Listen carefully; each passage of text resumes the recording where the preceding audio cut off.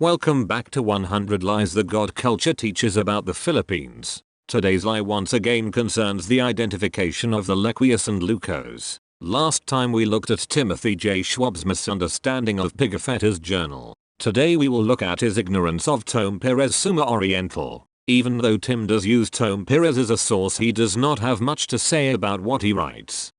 Tome Pires writes, "The Lequios bring swords worth 30 cruzados each, and many of these." Many. Cool. It appears a cruzado is equal to that of a Spanish ducat. 30 ducats in today's value in gold would be about 4,500 US dollars.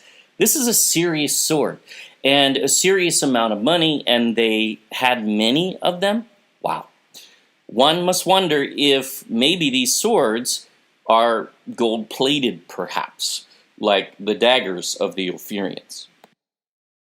The island of Japan, according to what all the Chinese say, is larger than that of the Lucoes.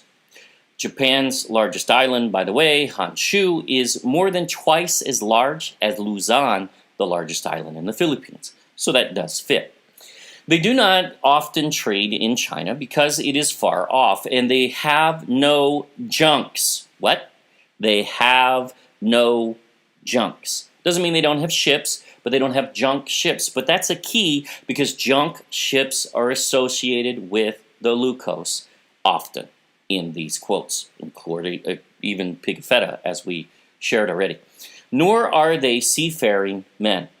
See, Lequios have junks and they are seafaring men. Japan is not.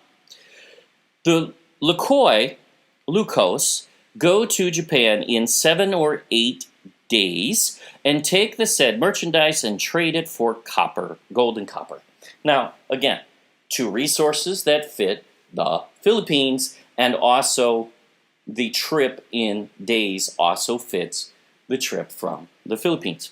So very reasonable that all of this comes together, and this just affirms everything else we've covered. When Tim is reading from Tome Pires several times he says Lucoes instead of Lequios. He is reading his own interpretation into the text. In his book Solomon's Treasure, Tim only cites Pires twice.